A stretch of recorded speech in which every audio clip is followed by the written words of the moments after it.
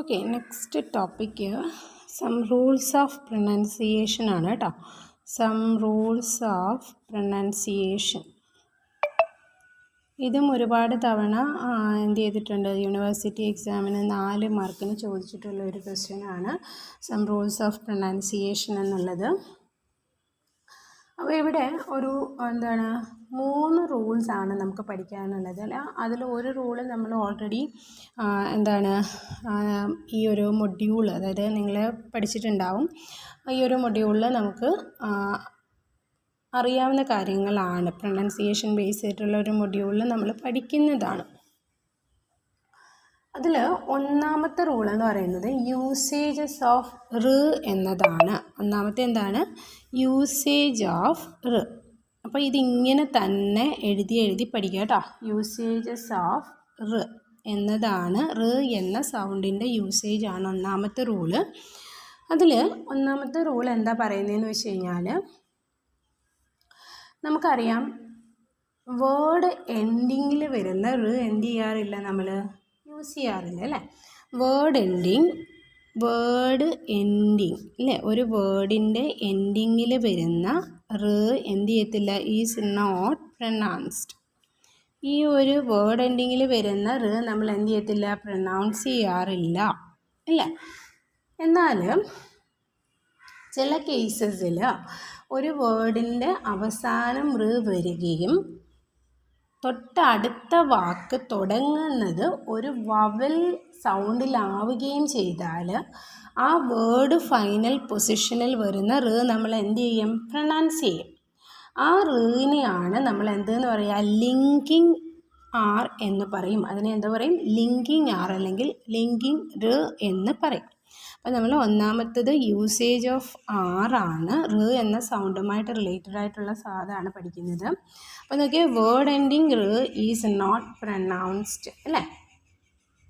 പക്ഷേ നമ്മൾ പറഞ്ഞു if r comes at the end of a word it's not pronounced. But ചില കേസസിൽ എന്താണ്, if the next word But if the next word begins with a vowel, എന്താണ് അവിടെ വരിക, the റ് അല്ലേ. the റ് in the word final position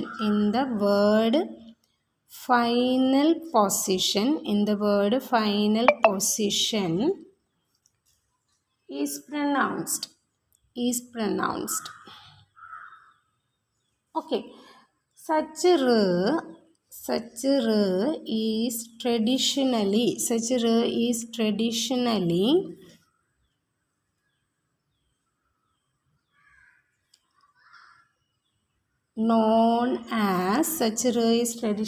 known as a linking R. റ് അല്ലെങ്കിൽ ലിങ്കിങ് ആർ എന്നൊക്കെ നമ്മൾ എന്ത് പറയും, ഇതിനെ പറയും. ഓക്കെ, ഇതൊരു 1 മാർക്കിൻ്റെ അല്ലെ 2 മാർക്കിൻ്റെ ക്വസ്റ്റ്യൻ കൂടിയാണ് ഇത്. അപ്പം നോക്കിയാൽ ഒന്നാമത്തെ യൂസേജ് റിൻ്റെ ഏതാണ്, വേർഡ് എൻഡിങ് റ് ഈസ് എന്താണ്, not pronounced. But if the word, അതായത് if it comes at the end of a word it's not pronounced. But if the next word begins with a vowel, തൊട്ടടുത്ത വാക്ക് തുടങ്ങുന്നത് ഒരു വവലിലാണെങ്കിൽ the റ് is എന്ത് ചെയ്യും, pronounced അല്ലേ. ആ റ് എന്ത് ചെയ്യുന്നു, പ്രൊനൗൺസ് ചെയ്യുന്നു. അങ്ങനെയുള്ള റിനെ നമ്മൾ വിളിക്കുന്ന പേരാണ് എന്തെന്ന് പറയും, ലിങ്കിങ് റ് എന്ന് നമ്മൾ പറയും. എന്തോ പറയും, ലിങ്കിങ് റ് എന്ന് പറയുന്നു അല്ലേ. ഇനി അതിനൊരു എക്സാമ്പിളായിട്ട് നമ്മൾ ഫാദർ ആൻഡ് മദർ അല്ലേ. അപ്പം നോക്കിയാൽ ഫാദർ ആൻഡ് മദർ ഇങ്ങനെയാണ് നമ്മൾ എഴുതേണ്ടത്. കാര്യം വേർഡ് എൻഡിങ്ങിൽ ആറ് വരുമ്പോൾ എഴുതില്ല. പക്ഷേ ഇവിടെ നോക്കി, ഇത് തുടങ്ങിയിരിക്കുന്ന വവലിലായതുകൊണ്ട് ഈ റ് എന്നത് ഇവിടെ നമ്മൾ എന്ത് ചെയ്യണം, ഉച്ചരിക്കണം. അപ്പോൾ ഇങ്ങനെ എഴുതും. ഇതിനെയാണ് നമ്മൾ എന്തെന്ന് പറയാം, ലിങ്കിങ് റ് എന്ന് പറയുന്നത്. ഇതിനെ നമ്മൾ എന്തെന്നാ പറയുന്നത്, ലിങ്കിങ് റ് എന്ന് പറയുന്നു. ഓക്കെ, ഇനി അതുമായിട്ട് തന്നെ റിലേറ്റഡ് ആയിട്ടുള്ള മറ്റൊന്നാണ് മറ്റൊരു യൂസേജ് പറയാം. ഇൻ ബ്രിട്ടീഷ് ഇംഗ്ലീഷ്, അതായത് ബ്രിട്ടീഷ് ഇംഗ്ലീഷിൽ, അമേരിക്കൻ ഇംഗ്ലീഷിലല്ല, ബ്രിട്ടീഷ് നമ്മൾ ഡിഫറൻസ് പഠിച്ചിട്ടുണ്ടല്ലോ, ബ്രിട്ടീഷ് അമേരിക്കന് ഡിഫറൻസ് ആക്സെൻറ്റിൽ പഠിച്ചായിരുന്നല്ലോ. അപ്പോൾ നോക്കിയേ, in British English r is usually not pronounced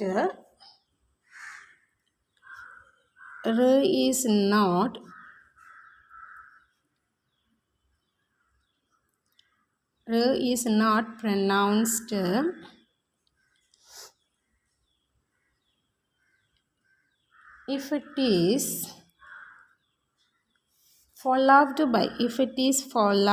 by a consonant sound. നമുക്കറിയാം 24 കൺസണൻസ് ആണുള്ളത്. ആ ഇതിലേതെങ്കിലും ഒരു കൺസണൻറ്റ് സൗണ്ടാണ് റേന് ശേഷം വരുന്നതെങ്കിൽ, if it is followed by a consonant sound, British ഇംഗ്ലീഷിൽ എന്ത് ചെയ്യത്തില്ല, പ്രൊനൗൺസ് ചെയ്യില്ല. അപ്പോൾ നോക്കി, in British English the sound is not pronounced if it is followed by a consonant sound, അല്ലേ? അപ്പോൾ ഒരു എക്സാമ്പിൾ നമ്മൾ പറയുവാണെങ്കിൽ ഏതാണ്? പാട്ട്, PART. ഇവിടെ നമുക്കറിയാം ട് എന്ന കൺസണൻ്റ് ആണ് വന്നത്, പാട്ട്, ഇത്രയേ എഴുതുള്ളൂ. ഓക്കെ, അപ്പോൾ നോക്കിയേ, നമ്മൾ എന്താ പറയുന്നത്? ബ്രിട്ടീഷ് ഇംഗ്ലീഷിൽ എന്ന സൗണ്ടിന് ശേഷം വരുന്നത് കൺസണൻ്റ് ആണെങ്കിൽ ആ എന്ത് ചെയ്യത്തില്ല, ഉച്ചരിക്കില്ല എന്ന് പറഞ്ഞു. എന്നാൽ നോക്കിയേ, is pronounced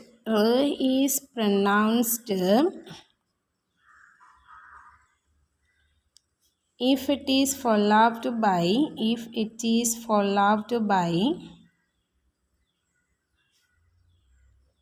a vowel sound. അതായത് ഒരു വവൽ സൗണ്ടാണ് ഇതിന് ശേഷം വരുന്നത് എങ്കിൽ നമ്മൾ എന്ത് ചെയ്യും? ആ എന്ത് ചെയ്യാറുണ്ട്? ഉച്ചരിക്കാറുണ്ട് എന്നുള്ളതാണ്, അല്ലേ? അപ്പോൾ ഫോർ എക്സാമ്പിളായിട്ട് ട്രീ എന്ന വേർഡ് നോക്കിയേ,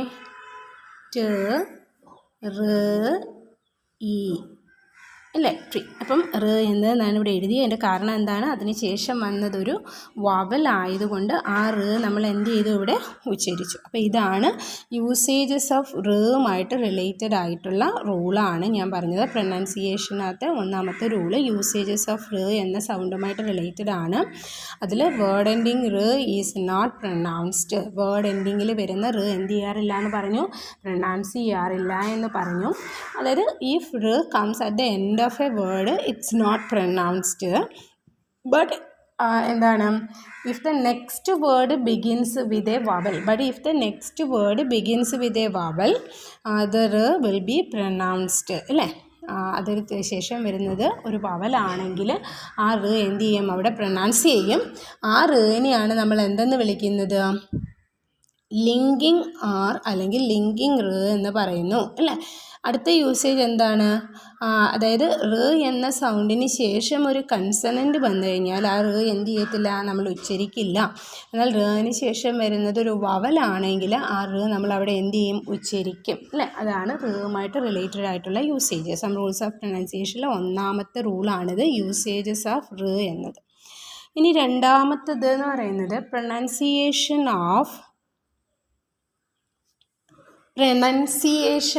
of past tense, ED. Okay, pronunciations of past tense ED. അതായത് ഒരു വേർഡിൻ്റെ പാസ്റ്റ് ടെൻസ് ഫോം ചെയ്യാനായിട്ട് നമ്മൾ എന്ത് ചെയ്യും? റെഗുലർ വെർബ്സിൽ നമ്മൾ ED ചേർത്ത് അതിൻ്റെ പാസ്റ്റ് ടെൻസ് ഫോം ചെയ്യാറുണ്ട്, അല്ലേ? എക്സാമ്പിൾ ഇപ്പോൾ എന്താണ്? വാക്ക് എന്നതിൻ്റെ പാസ്റ്റ് ടെൻസ് എന്താണ്? വാക്ക്ഡ്, ഇല്ലേ? ഈ ED ചേർത്ത് നമ്മളതിൻ്റെ പാസ്റ്റ് ടെൻസ് ഫോം ചെയ്യുന്നു എന്ന് പറഞ്ഞു. അതാണത്. അപ്പോൾ ഈ ED എന്ത് ചെയ്യുന്നു എന്നാണ് പറഞ്ഞേ? ഈ ED നമുക്ക് 3 രീതിയിൽ നമുക്ക് ഉച്ചരിക്കാം. ഈ ED എന്ന സൗണ്ട് നമ്മൾ 3 രീതിയിൽ ഉച്ചരിക്കാം. ഏതൊക്കെയാണ് ED എന്ന് പറയുന്ന സൗണ്ട്? ഒന്നാമത്തത് നോക്കിയേ, അതിൻ്റെ ഉച്ചാരണം എന്ന് പറയുന്നത് ട് എന്ന് മാത്രമേ ഉള്ളൂ. രണ്ടാമത്തത് ഡ എന്ന് ഉച്ചരിക്കാം. മൂന്നാമത് ഇഡ്. ഓക്കെ, അപ്പം എത്രയ്ക്കാണ് pronunciation past tense E D എന്ന് പറയുന്നത്. നമുക്കിങ്ങനെ 3 രീതിയിൽ എന്ത് ചെയ്യാം, ഉച്ചരിക്കാം. ഒന്നാമത്തത് ട് എന്ന്, രണ്ടാമത്തെ ഏതാണ് ഡ് മാത്രം, മൂന്നാമത്തെ എന്താണ് ഇഡ് എന്ന് നമ്മളിങ്ങനെ ഉച്ചരിക്കുന്നു അല്ലേ. അപ്പോൾ പാസ്റ്റ് ടെൻസ് ഇ ഡി എന്ത് ചെയ്യുന്നു, 3 ഡിഫറെൻറ്റ് രീതിയിൽ നമ്മൾ എന്ത് ചെയ്യുന്നു എന്നാണ് പറഞ്ഞത്, ഉച്ചരിക്കുന്നു. ഈ 3 എണ്ണം ഏതൊക്കെയാണ് എന്നാണ് പറയാൻ പോകുന്നത്.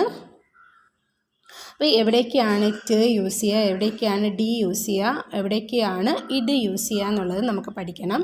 ആ 3 ഡിഫറെൻറ്റ് യൂസേജസ് ആണ് ഇനി നമുക്ക് പഠിക്കാനുള്ളത്. ഓക്കെ, അപ്പോൾ ഇതിനകത്ത് 2 രീതിയിൽ നമുക്ക് എന്ത് ചെയ്യാൻ പറ്റും, ഇത് യൂസ് ചെയ്യാൻ പറ്റും, അല്ലെങ്കിൽ ഇത് നമുക്ക് എഴുതാനായിട്ട് പറ്റും. ഒന്നാമത്തേന്ന് പറഞ്ഞാൽ, ഒന്നാമത്തെ യൂസേജ് എന്ന് പറയുന്നത് ആ past tense is E D is preceded by t or ഡ്.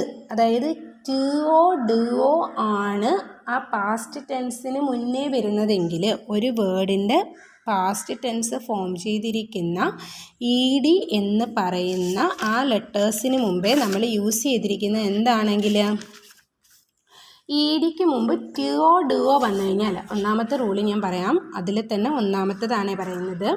അതിലൊന്നാമത്തെ എങ്ങനെ എഴുതാം, ഇഫ് ദ പാസ്റ്റ് ടെൻസ് അല്ലേ, E D, if the past tense E D is preceded by a t or d. It is pronounced as id. Okay, അപ്പോൾ എന്താ പറയുന്നത്, ആ വേർഡിൽ, അപ്പം ഞാൻ example ചെയ്ത് കാണിക്കാം, അപ്പോൾ നിങ്ങൾക്ക് മനസ്സിലാവും. വാണ്ടഡ് നോക്കേ, ഇതിൽ ഇ ഡിക്ക് മുന്നേ വന്നിരിക്കുന്ന ടി ആണ്. ഇതാണ് ഞാൻ പറഞ്ഞത്, ഈ ടി, ഇവിടെ ടി ഒ ഡി ഒ വന്നു കഴിഞ്ഞാൽ ഈ ഇ ഡി എന്തായിട്ട് മാറുമെന്നാണ് പറഞ്ഞത്, ഇഡായിട്ട് മാറും. Okay, clear ആയിട്ടുണ്ടാവുമല്ലോ. ഓക്കെ, അപ്പോൾ എന്താ പറഞ്ഞത്, ഇ ഡിക്ക് മുന്നേ വരുന്നത് ഒന്നുകിൽ ടി ഒ ഡി ഒ ആണെങ്കിൽ ആ ഇ ഡി എന്നത് എന്തായിട്ട് മാറുമെന്നാണ് പറഞ്ഞ്, ഇഡ് എന്നായിട്ട് മാറുന്നു. രണ്ടാമത്തത്, if the past tense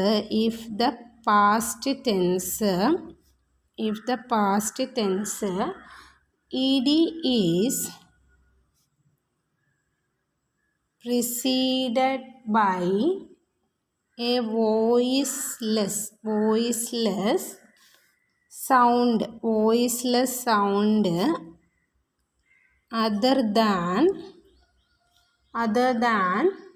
t. It is pronounced as t. അതായത് പാസ്റ്റ് ടെൻസ് ഇ ഡിക്ക് മുന്നേ വരുന്നത് ഒരു വോയിസ്ലെസ് സൗണ്ട് ആണ് എങ്കിൽ, നമുക്കറിയാം എത്ര വോയിസ്ലെസ് കൺസണൻസ് ആണുള്ളത്, 9 വോയിസ്ലെസ് കൺസണൻസ് ആണുള്ളത്. അതിൽ ഏതെങ്കിലും ഒരു വോയിസ്ലെസ് കൺസണൻസ് വരണം, ഏതൊഴിച്ച്, ട് ഒഴിച്ച് അല്ലേ. അങ്ങനെയാണെങ്കിൽ അവിടെ അതെന്തായിട്ട് യൂസ് ചെയ്യുമെന്നാണ് പറഞ്ഞേ, ട് എന്ന് പ്രൊനൗൺസ് ചെയ്യും അല്ലേ. അപ്പോൾ എക്സാമ്പിൾ ഞാൻ പറയാം, പിക്റ്റ്, PICKED.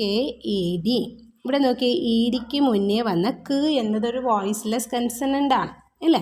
അവിടെ ട് ഒഴിച്ചിട്ട് ബാക്കി 8 കൺസണൻസ്, 8 വോയിസ്ലെസ് കൺസണൻസിൽ ഏതെങ്കിലും വന്നു കഴിഞ്ഞാൽ, 8 വോയിസ്ലെസ് കൺസണൻസിൽ ഏതെങ്കിലും വന്നു കഴിഞ്ഞാൽ അവിടെ നമ്മൾ എന്തായിട്ട് യൂസ് ചെയ്യും, ആ ഇ ഡി എന്തായിട്ട് മാറുമെന്നാണ് പറഞ്ഞത്, ട് ആയിട്ട്. ഓക്കെ, കണ്ടോ, ഇതാണ് ഞാൻ പറഞ്ഞത്. അപ്പം ഇ ഡിക്ക് മുന്നേ വരുന്ന സൗണ്ട് വോയിസ്ലെസ് കൺസണൻ്റ് ആവുകയും വേണം, അതെന്താവുകയും ചെയ്യരുത്, ട് ആവുകയും ചെയ്യരുത്. എങ്കിൽ അവിടെ ട് ആയിട്ട് ഉച്ചരിക്കും. ഈ ഇ ഡി എന്തായിട്ട് ഉച്ചരിക്കുന്നു, അവിടെ ട് എന്ന് ഉച്ചരിക്കുന്നു. അവിടുത്തെ ഇ ഡിയുടെ ഉച്ചാരണം എന്താണ്, ട് എന്ന് മാത്രമേ ഉള്ളൂ അല്ലേ. ഇനി നോക്കിയേ, അതിൽ തന്നെ അടുത്ത യൂസേജ് ആണ്, if the past tense ED is preceded by a voiced sound, preceded by a voiced sound other than d, അല്ലേ? it is pronounced as d. Okay, എന്താ ഞാൻ പറഞ്ഞത്? ആ പാസ്റ്റ് ടെൻസ് ഈഡിക്ക് മുന്നേ വരുന്ന, ഇല്ലേ, പാസ്റ്റ് ടെൻസ് ഈഡിക്ക് മുന്നേ വരുന്നത് ഒരു വോയിസ്ഡ് സൗണ്ട് ആവണം. എന്നാൽ അത് എന്താവാൻ പാടില്ല? ഡ ആവാൻ പാടില്ല. ഒരു വോയിസ്ഡ് സൗണ്ട് എന്ന് പറഞ്ഞു കഴിഞ്ഞാൽ നമ്മൾ 24 കൺസണൻസിൽ, അല്ലേ, 24 വവൽസ് എല്ലാം വോയിസ്ഡ് ആണ്. അതായത് all 20 vowels, both the monophthongs and diphthongs are voiced ആണ്. പിന്നെ 24 കൺസണൻറ്റ് സൗണ്ട്സിൽ 9 വോയിസ്ലെസ് ആണുള്ളത്, 9 വോയിസ്ലെസ് സൗണ്ട്സ് ആണുള്ളത്. ബാക്കി ഇത്രയും എന്ത് തന്നെയാണ്? ബാക്കി എല്ലാ സൗണ്ട്സും എന്ത് തന്നെയാണ്? വോയിസ്ഡ് ആണ്. അങ്ങനെ വരുന്ന, അതായത് ഈഡിക്ക് മുന്നേ വരുന്ന ആ സൗണ്ട്, ഈഡിക്ക് മുന്നേ വരുന്ന സൗണ്ട് ഒരു വോയിസ്ഡ് സൗണ്ട് ആയിരിക്കണം. എന്നാൽ അത് എന്താവാനും പാടില്ല? ഈ ഡ എന്ന സൗണ്ട് ആവാനും പാടില്ല, അല്ലേ? അങ്ങനെയാണെങ്കിൽ ഈ ഡി എന്തായിട്ട് ഉച്ചരിക്കും എന്നാണ് പറഞ്ഞത്? ഡ ആയിട്ട് ഉച്ചരിക്കും, അല്ലേ? അപ്പം കിൽഡ് എന്തായിട്ട് എഴുതാൻ? നമ്മൾ കിൽഡ്, ഇത്രയേ ഉള്ളൂ. അപ്പോൾ ഇത് കുറച്ച് പാടാണ് മനസ്സിലാവാൻ, മനസ്സിലാക്കി പഠിച്ചേ പറ്റത്തുള്ളൂ. അപ്പം നമ്മൾ പ്രൊനൗൺസിയേഷൻ ബേസ് ചെയ്തിട്ടുള്ള 2 യൂസസ് ആണ് ഇപ്പോൾ പറഞ്ഞത്. ഇനി ഒരു യൂസേജ് കൂടി ഉണ്ട്. അപ്പം 2 എണ്ണം പറഞ്ഞ് ഏതൊക്കെയാണ് ഒന്നുകൂടെ ഞാൻ പറയാം. ഒന്നാമത്തത് യൂസേജസ് ഓഫ് റ് ആണ്. വേർഡ് എൻഡിങ് റ് നമ്മൾ എന്ത് ചെയ്യത്തില്ല എന്ന് പറഞ്ഞു? പ്രൊനൗൺസ് ചെയ്യില്ല. പക്ഷേ നെക്സ്റ്റ് വേർഡ് തുടങ്ങുന്നതൊരു വവൽ സൗണ്ടിലാണെങ്കിൽ ആ റ് നമ്മൾ എന്ത് ചെയ്യും? അവിടെ ഉച്ചരിക്കും. അങ്ങനെ വരുന്ന വാക്കുകൾക്കിടയിൽ വരുന്ന റിനെ നമ്മൾ എന്ത് വിളിക്കും? ലിങ്കിങ് ആർ എന്ന് വിളിക്കും, അല്ലെ ലിങ്കിങ് റ് എന്ന് പറയും. എക്സാമ്പിളാണിത്. ഇനി രണ്ടാമത്തത്, അതിനകത്ത് യൂസേജസ് ഓഫ് ആറുമായിട്ട് ബന്ധപ്പെട്ട് രണ്ടാമത്തത് എന്ന് പറയുന്നത് ബ്രിട്ടീഷ് ഇംഗ്ലീഷിൽ റ് നമ്മൾ എന്ത് ചെയ്യത്തില്ല? പ്രൊനൗൺസ് ചെയ്യില്ല if it is followed by a consonant sound, അല്ലേ? എന്നാൽ r is pronounced if it is followed by a vowel sound, അല്ലേ? രണ്ടാമത്തത് pronunciation of past tense E D ആണ്. Pronunciation of past tense E D, അതായത് E D എന്നത് നമ്മൾ 3 രീതിയിൽ എന്ത് ചെയ്യുന്നു? ഉച്ചരിക്കുന്നു. ഒന്ന് ട്, ഡ്, ഇഡ്. അതിൽ എവിടേക്കാണ് ട് വരിക, അല്ലെങ്കിൽ എവിടേക്കാണ് ഡ് വരിക, എവിടേക്കാണ് ഇഡ് വരിക എന്നാണ് പറഞ്ഞത്. If the past tense E D is preceded by a T or D, അല്ലേ? അതായത് ഇ ഡിക്ക് മുന്നേ ടിയോ ഡിയോ, ട് ഓ ഡ്, ട് അല്ലെങ്കിൽ ഡ്, ഈ 2 സൗണ്ടിൽ ഏതെങ്കിലും വന്നു കഴിഞ്ഞാൽ അവ എന്തായിട്ട് ഉച്ചരിക്കും? ഇഡെന്ന് ഉച്ചരിക്കും. എന്നാൽ അവയ്ക്ക് മുന്നേ, ഈഡിക്ക് മുന്നേ, അതായത് പാസ്റ്റ് ടെൻസ് ഈഡിക്ക് മുന്നേ വരുന്നത് ഒരു വോയിസ്ലെസ് കൺസണൻ്റ് ആവുകയും വേണം. എന്താവാനും പാടില്ല? ട് ആവാനും പാടില്ല. എങ്കിൽ ഏത് വരും? അവിടെ ട് വരും. അടുത്തത് ഈഡിക്ക് മുന്നേ വരുന്നത് ഒരു വോയിസ്ഡ് സൗണ്ട് ആകുകയും വേണം. എന്നാൽ അവ എന്താവാൻ പാടില്ല? ഒരു ഡ് എന്ന സൗണ്ട് ആവാൻ പാടില്ല. എങ്കിൽ ആ ഇ ഡി എന്തായിട്ട് ഉച്ചരിക്കുന്നു? ഡ് ആയിട്ട് ഉച്ചരിക്കുന്നു. ഇതാണ് 2 യൂസസ് പറഞ്ഞ്. ഇനി ഒരു യൂസേജ് എന്ന് പറയുന്നത് ഏതുമായിട്ട് റിലേറ്റഡ് ആണ്? പ്ലൂറൽ ഫോംസ് ഓഫ് നൗൺസ്, അതായത് എസ് എൻഡിങ് വേർബ്സ് ആൻഡ്, നമ്മൾ എസ് ആഡ് ചെയ്യത്തില്ലേ പ്ലൂറൽ ഫോംസ് ഉണ്ടാക്കാനായിട്ട്, അതുപോലെ തന്നെ വേർബിൻ്റെ സിംഗുലർ ആക്കാനായിട്ട് അവയുടെ കൂടെ എസ് ഒക്കെ ആഡ് ചെയ്യുന്നത്, അതിൻ്റെ യൂസേജാണ്, അതുമായിട്ട് റിലേറ്റഡ് ആയിട്ടുള്ള യൂസേജാണ് മൂന്നാമത്തെ യൂസേജസ് എന്ന് പറയുന്നത്, അല്ല മൂന്നാമത്തെ റൂൾ എന്ന് പറയുന്നത്. അപ്പോൾ ഈ 3 റൂൾസാണ് എന്തുമായിട്ടുള്ളത്? Some rules of pronunciation. അത് നിങ്ങൾക്ക് പഠിക്കാനുള്ളത്. ഇത് എഴുതി പഠിക്കുക, അല്ലാതെ കാണാതെ പഠിക്കാൻ നിൽക്കരുത്, മനസ്സിലാവില്ല, നിങ്ങൾ മറന്നു പോകും. ഓക്കെ, അപ്പോൾ അതുകൊണ്ട് നിങ്ങൾ നല്ല രീതിയിൽ മനസ്സിലാക്കി പഠിക്കുക.